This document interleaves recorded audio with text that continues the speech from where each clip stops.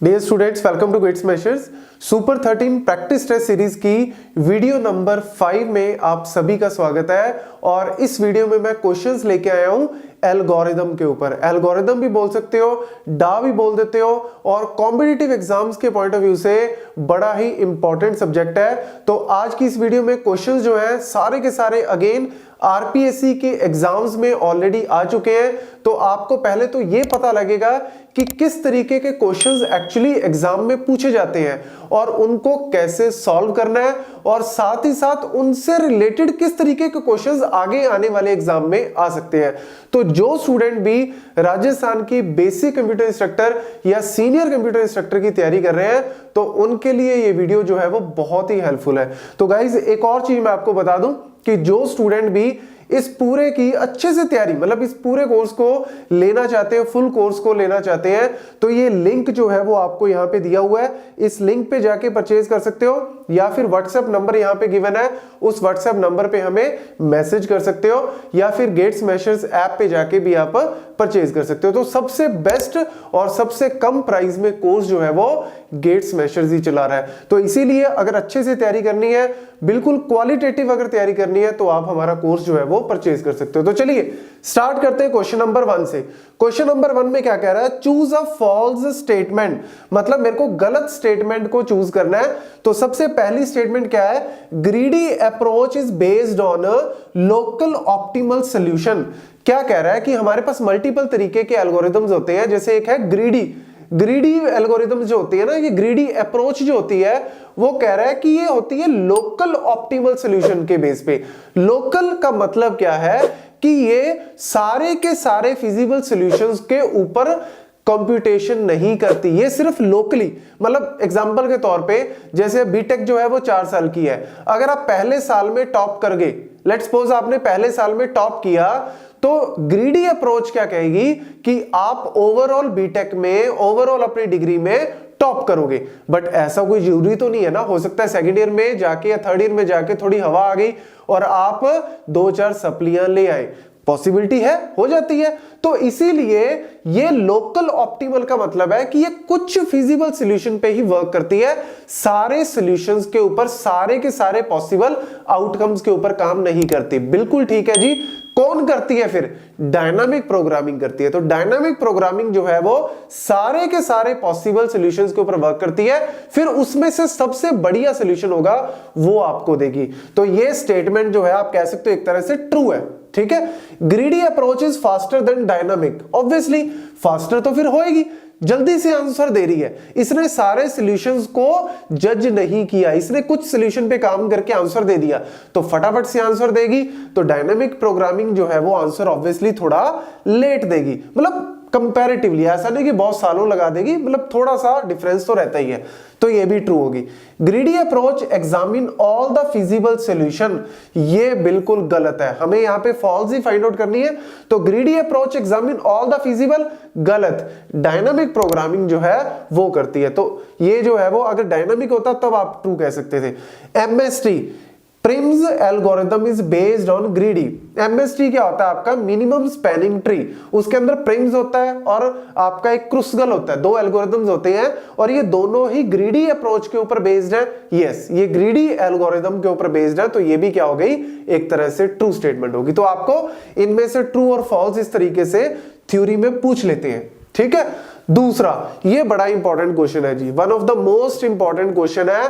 आपको ना different types of algorithm की जो अप्रोचेस है उनके ऊपर क्वेश्चन आ जाता है। जैसे आपको पूछ सकते हैं कि बैक ट्रैकिंग में कौन कौन से आते हैं, डायनामिक में कौन कौन से आते हैं, ग्रीडी के अंदर कौन कौन से आते हैं, डिवाइड एंड कॉन्कर के अंदर कौन कौन से आते हैं, कंपैरिजन बेस्ड कौन से हैं, नॉन कंपैरिजन, मतलब आपको अलग अलग कैटेगरी के अंदर कौन कौन से मेथड्स है, कौन कौन से एल्गोरिथम्स है वो पता होने चाहिए। तो यहां पे इसने पूछा है क्विक सॉर्ट एल्गोरिथम किसके अंदर आता है? तो बता दूं जी, क्विक सॉर्ट जो है वो डिवाइड एंड कॉन्कर के अंदर आता है। मतलब बड़ी प्रॉब्लम को पहले डिवाइड करो, छोटे छोटे पार्ट्स में डिवाइड करो, फिर उसको सॉल्व करके रिजल्ट को जोड़ दो और फिर जो है वो आपका फाइनल आंसर आता है। तो मर्ज सॉर्ट भी इसी के ऊपर काम करता है, आपका बाइनरी सर्च भी इसी के ऊपर काम करता है और ये चीजें जो है वो आपको पता होनी चाहिए। ऐसे ग्रीडी के अंदर मल्टीपल आते हैं, डायनामिक के अंदर मल्टीपल आते हैं, बैक ट्रैकिंग के अंदर मल्टीपल आते हैं, इन सारों की कैटेगराइजेशन आपको पता होनी चाहिए। Then, which of the following is all pair shortest? ये भी काइंड ऑफ सिमिलर ही हो गया। यहां पे बस थोड़ा सा डिफरेंस क्या है, all pair shortest path algorithm को ओरिजिनली हम क्या नाम से बोलते हैं, उसको हम बोलते हैं जी फ्लॉयड-वॉर्शल एल्गोरिदम। मतलब फ्लॉयड-वॉर्शल एक्चुअली साइंटिस्ट का नेम है जिन्होंने ये ऑल पेयर शॉर्टेस्ट पाथ बनाया, तो आपको ये याद होना चाहिए। ऐसे जैसे सिंगल सोर्स, ये तो ऑल पेयर हो गया। अगर आपको पूछ लेते हैं जी सिंगल सोर्स शॉर्टेस्ट, तो सिंगल सोर्स के related shortest path find out करना हो तो फिर हम यूज करते हैं जी डिजस्त्रा एल्गोरिदम। तो डिजस्त्रा भी है, इवन बेलमैन-फोर्ड भी है, वो नेगेटिव पाथ के ऊपर भी वर्क करता है, तो डिजस्त्रा भी आप कह सकते हो, बट ये दोनों ही आपके सिंगल वाले हैं। तो ऑल पेयर में आ जाता है जी फ्लॉयड, ठीक है, ये नेम ऑफ द साइंटिस्ट है। Then which of the following is not a collision resolution technique in hash table using linear open addressing. मतलब हैशिंग हम लोग यूज करते हैं, ऑर्डर ऑफ वन टाइम में डेटा को सर्च करने में हेल्प करती है, बड़ा इंपॉर्टेंट टेक्निक है और इसके अंदर मल्टीपल हमारे पास मेथड होते हैं। जैसे रीहैशिंग को हम यूज करते हैं, क्वाड्रेटिक प्रॉबिंग को यूज करते हैं, लीनियर प्रॉबिंग को यूज करते हैं कोलिजन को रिजॉल्व करने के लिए। कोलिजन क्या होते हैं कि जैसे एक बकेट के अंदर एक एलिमेंट आ गया, उसी बकेट में एक और एलिमेंट कहता है कि मेरे को भी इसी के अंदर आना है, तो ऑब्वियसली कोलिजन हो जाएगी। तो उस कोलिजन को रिजॉल्व करने के लिए मल्टीपल टेक्निक्स हैं, जैसे रीहैशिंग है, quadratic probing, linear probing, but clustering is not a technique, ठीक है। तो क्लस्टरिंग जो है वो टेक्निक उसके अंदर नहीं आती। Then the average number of comparison performed in sequential search. Sequential search क्या होती है, जैसे आपको एलिमेंट्स दिए हुए हैं, किसी पर्टिकुलर एलिमेंट को ढूंढना है, जैसे क्यू के अंदर बहुत सारे एलिमेंट पड़े हैं, आपको किसी पर्टिकुलर एलिमेंट को ढूंढना है, तो आपको हर एक एलिमेंट के साथ कंपेयर करना ही पड़ेगा ऑब्वियसली, पहले के साथ, फिर दूसरे के साथ, फिर तीसरे के साथ। जैसे आपके पास एलिमेंट दे रखे हैं 2, 9, 6, 3, 5, ठीक है। अब आपको सर्च करना लेट से 3, ठीक है, कि क्या 3 है या नहीं है। तो सबसे पहले आप इसके साथ कंपेयर करोगे, नॉट इक्वल, आगे गए, नॉट इक्वल, आगे गए, नॉट इक्वल, इक्वल, मिल गया, ठीक है। लेट्स से आपको इसी में 9 सर्च करना है, 9 नहीं सॉरी 9 तो है, लेट्स से आपको 8 सर्च करना है, तो आप इसके साथ कंपेयर करोगे, फिर इसके साथ, नहीं है जी, नहीं है, नहीं इक्वल, नहीं इक्वल, तो यानी आपने सारों के साथ सर्च किया, तब आपको पता लगा कि वो एलिमेंट है ही नहीं। तो वर्स्ट केस में ये भी हो सकता है। तो आपके नंबर ऑफ कंपैरिजन कितने आए, एक तरह से नंबर ऑफ कंपैरिजन आपके बन जाएंगे जी n+1 डिवाइड बाय 2, क्योंकि ये क्या पूछ रहा है आपसे, एवरेज। तो बेस्ट केस में, बेस्ट केस का मतलब क्या है, लेट्स से आपको इसमें 2 को सर्च करना था, 2 को, तो 2 आपको पहली बार में मिल गया, मतलब एक कंपैरिजन किया और आपको मिल गया। लेट्स से आपको 5 सर्च करना था, तो आपको जितने एलिमेंट्स हैं सारों के पास जाना पड़ेगा, मतलब टोटल एलिमेंट्स अगर 5 है तो 5 हुए, अगर 10 है तो 10 हुए, अगर n है तो आपके कितने हुए, n। तो यानी ये आपके टोटल कंपैरिजन हो गए। एवरेज क्या होता है, दोनों को ऐड करके डिवाइड बाय 2 कर दो, तो n+1 divide by 2। This is how you have to solve it. इसीलिए इसकी time complexity order of n होती है, ठीक है। वर्स्ट केस में Which of the following statement is not valid about binary search? Binary search जो है it perform in log n time, बिल्कुल ठीक है जी, ट्रू है, log n टाइम लेती है। It construct a binary search tree, ये कहां से आ गया, this is false, this is not valid. Binary search tree अलग चीज है, ठीक है ना। तो ये बाइनरी जो सर्च है, इसका बाइनरी सर्च ट्री का कोई कॉन्सेप्ट नहीं है। हाँ, थोड़ा सा आप कह सकते हो, बट ये ऐसा नहीं है कि काम करने के लिए बाइनरी सर्च ट्री बनाती है। ये तो डिवाइड एंड कॉन्कर अप्रोच है, प्रॉब्लम को डिवाइड करती है, फिर एक तरफ जो है वो फाइंड आउट करती है। सॉर्टेड के ऊपर yes, divide and conquer yes, बाकी की स्टेटमेंट वैलिड है। Which of the following is the tightest upper bound that represent the time complexity of inserting an object into binary search tree of n node? मतलब मेरे पास already एक binary search tree दे रखा है n node का, तो worst case में tightest upper bound क्या होता है, टाइटेस्ट का मतलब होता है वर्स्ट केस, ज्यादा से ज्यादा, तो ज्यादा से ज्यादा हमेशा याद रखना कि बाइनरी सर्च ट्री में ऑर्डर ऑफ n टाइम लग सकता है। उसका रीजन क्या है, कई बार एलिमेंट इस तरीके से आते हैं कि सारे एलिमेंट या तो राइट की तरफ जा रहे हैं या फिर सारे एलिमेंट आपके लेफ्ट की तरफ जाते हैं, जिसको बोलते हैं लेफ्ट स्क्यूड या राइट स्क्यूड। तो उस केस में हो सकता है आपको वर्स्ट केस में n नंबर ऑफ कंपैरिजन करना पड़े, तो आपकी सर्चिंग टाइम जो है वो n हो सकती है, that is in the worst case. ठीक है, नॉर्मल केस में log n टाइम में हो जाएगा, बट वर्स्ट केस में order of n। Next question है आपके पास, the cost of minimum cost spanning tree of the following graph. तो यहां पे ग्राफ दिया हुआ है और इस ग्राफ में आपसे पूछ रहा है कि मिनिमम कॉस्ट स्पैनिंग ट्री जो है वो फाइंड आउट करना है। तो ये देखो, स्पैनिंग ट्री में होता क्या है कि जितने नंबर ऑफ आपके नोड्स हैं उससे एक कम आपकी एजेस जो है वो होनी चाहिए और साइकिल नहीं होना चाहिए। और अगर हम फाइंड आउट करें, ये ग्राफ थोड़ा सा इन्होंने इस तरीके से दे रखा है, या तो आप इसकी नेमिंग कर दो, जैसे ABCDEFGH, ठीक है, और आप सबसे पहले इस तरीके से बना लो। तो यहां पे सबसे पहले मैंने A बना लिया और यहां पे मैंने B बना लिया, यहां पे मैंने C बना लिया, यहां पे D बना लिया, यहां पे मैंने E बना लिया, यहां पे F बना लिया, यहां पे मैंने G बना लिया, ठीक है, और यहां पे आपका H आ गया। इस तरीके से आप पहले वर्टेक्स जो है वो सारे बना लो।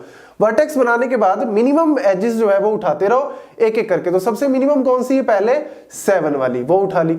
उसके बाद आपकी है 8 वाली, तो 8 वाली उठा ली। उसके बाद है 9 वाली, कौन सी, H और D को, तो H और D को जोड़ रही है 9 वाली, ठीक है।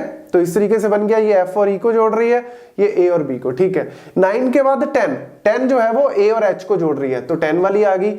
11 जो है वो G और F को, तो G और F को कौन जोड़ रहा है, 11, तो वो आ गई।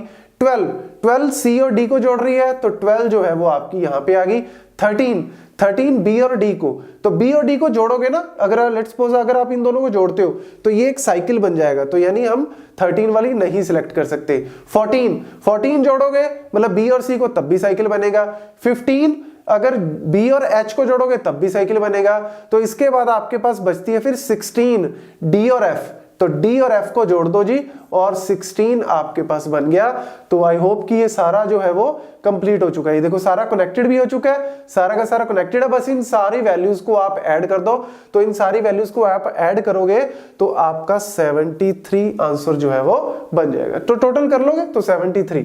थोड़ा सा बड़ा क्वेश्चन है क्योंकि ये लेक्चरर के एग्जाम में आया हुआ है, तो कई बार वहां पे इस तरीके के क्वेश्चन थोड़े लेंथी आ सकते हैं, बट आपके एग्जाम के पॉइंट ऑफ व्यू से बात करें तो इतना बड़ा नहीं, लेकिन इसका कोई छोटा वर्जन जरूर आ सकता है। Then the worst case time complexity of AVL tree is better compare to the binary search tree. मतलब AVL ट्री किन किन चीजों में बेटर है as compare to binary search tree.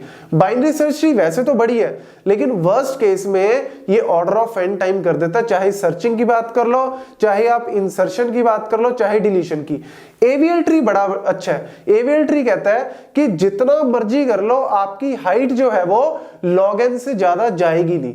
तो log, क्योंकि वो बैलेंस्ड रहता है, तो बैलेंस्ड अगर है इसीलिए हम बोलते हैं बैलेंस्ड बाइनरी सर्च ट्री को AVL ट्री बोलते हैं। तो इसीलिए चाहे आप सर्च कर लो, इंसर्ट कर लो, डिलीट कर लो, कोई मर्जी ऑपरेशन कर लो, order of log n time ही रहता है, which is better than as compare to binary search tree जिसमें ऑर्डर ऑफ n तक जा सकती है। तो इसलिए सारे केस। Then choose the increasing order of the growth. Okay, increasing order find out करना है। तो देखो यहां पे आपको दे रखा है सबसे पहले order of 1, that is a constant time complexity. Order of 1 के बाद आपके पास बन जाता है जी log n।